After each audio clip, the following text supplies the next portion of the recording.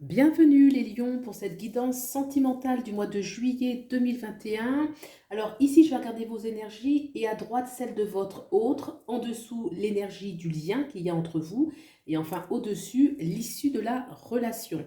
Donc je précise que c'est une guidance sentimentale générale. N'hésitez pas à aller voir également les guidances de votre ascendant ainsi que de votre signe lunaire si besoin pour avoir des compléments d'information.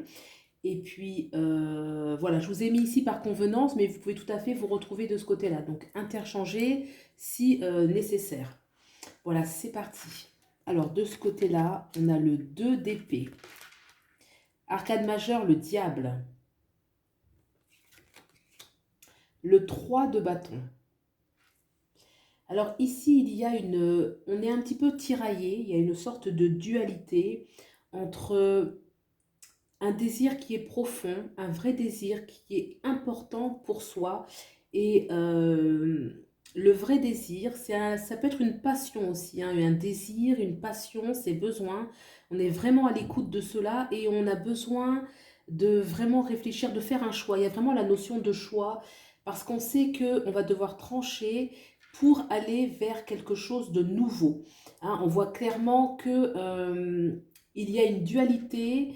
Alors ça peut être une dualité, est-ce que vous écoutez vos propres besoins, vos propres désirs et vous savez que l'écoute de ce que vous souhaitez va nécessiter certainement des départs. Le 3 de bâton regarde au large, il a des nouvelles perspectives.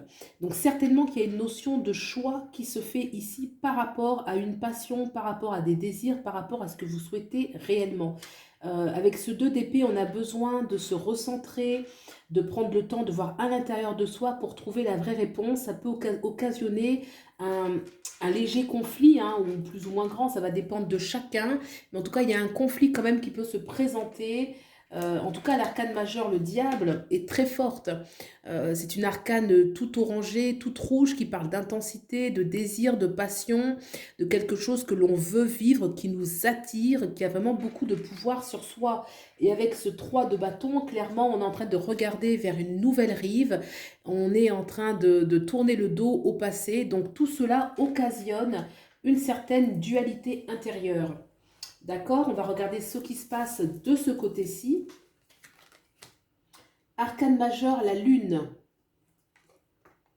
Le 10 de coupe. Très bien. Le 8 d'épée. Alors, ici aussi, il y a un peu de dualité.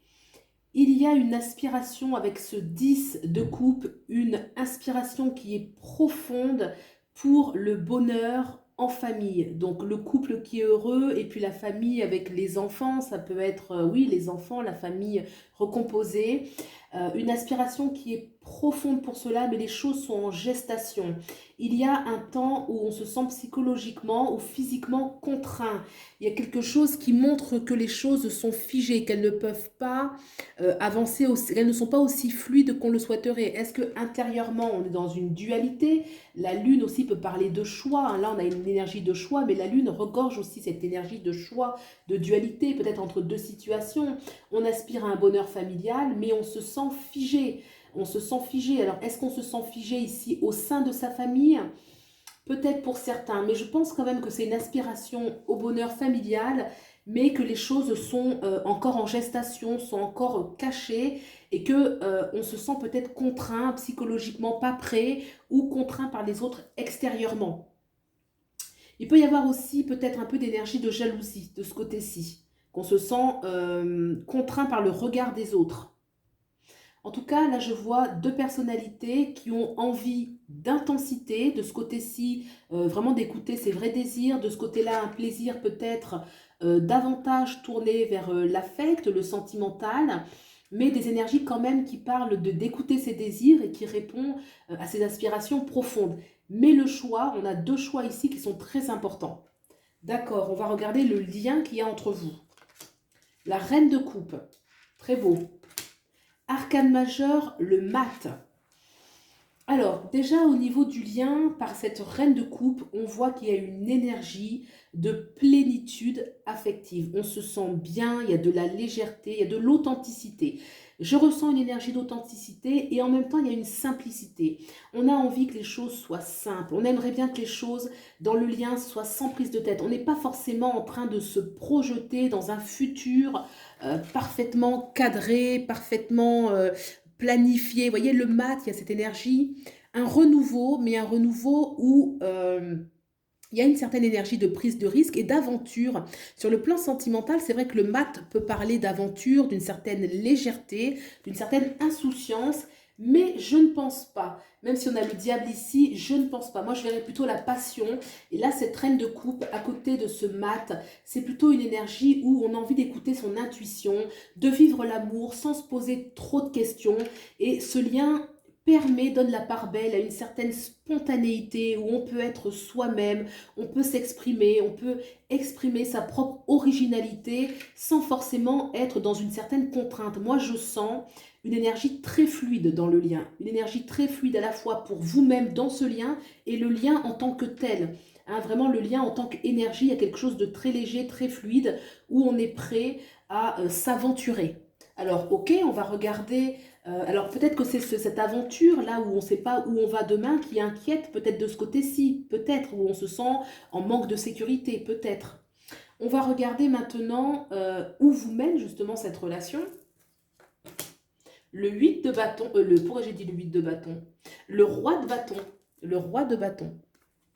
Le 8 de bâton, ouais, donc les choses peuvent aller vite. Et le 9 de denier. Alors, donc l'issue, comme j'ai dit, le 8 de bâton, on va retenir que ça peut être effectivement des choses qui vont assez vite, qui vont se décider assez vite, mais on a bien un roi de bâton et un 9 de denier. Moi, je dirais quand même que l'issue, même s'il y a de la légèreté de ce côté-ci, je vois quand même une issue sérieuse avec de la responsabilité. En tout cas, il y a du charisme, il y a aussi une notion de sécurité, une notion de choses qui sont concrètes, où vraiment il y a l'écoute. Dans cette issue, on sent que on va vraiment écouter les besoins avec ce roi de bâton. Le bâton représente aussi ce qui est phallique. Ce 9 de denier, on voit une plénitude, un accomplissement, un sentiment de sécurité. Donc, dans l'issue de la relation, je pense que il y a à la fois la sensualité, la sexualité aussi, et le fait de se sentir en sécurité, de se sentir bien. Le bonheur aussi individuel est respecté. Chacun va être respecté dans sa place. Ce 9 de denier, on a un accomplissement, on se sent en sécurité, mais on a un accomplissement aussi personnel.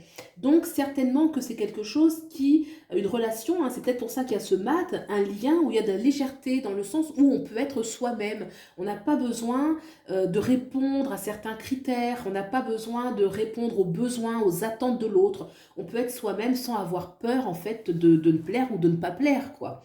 Voilà, donc c'est vraiment une énergie de spontanéité, moi, que je ressens et qui vous demande à tous les deux d'être à l'écoute de vos vrais désirs et de faire des choix qui peuvent être très importants et qui augurent quand même quelque chose de très positif sur l'issue. Alors, je regarde par curiosité, voilà, le 6 d'épée. Alors, c'est vrai que le 6 d'épée parle de départ, hein. On quitte une rive pour aller vers une autre. Donc, c'est une notion de choix. Il y a vraiment une notion de déplacement. Alors, bon, ça peut parler, moi je sens beaucoup d'énergie de nouvelles relations avec deux personnes qui se rencontrent.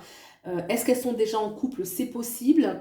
Si c'est une énergie de couple actuel, il y a un choix fondamental, des discussions très importantes à faire pour vraiment être à l'écoute parce qu'il y a un besoin de libérer des énergies au niveau sentimental, affectif, mais ça ressemble beaucoup à une énergie quand même de personnes, de nouvelles relations. Voilà ce que je peux dire pour vous les lions, pour ces énergies du mois de juillet 2021 sur le plan sentimental. Si ça vous a plu, vous pouvez liker, vous abonner. Je vous remercie beaucoup de soutenir la chaîne. Et puis je vous souhaite le meilleur, prenez soin de vous et je vous dis à bientôt. Au revoir.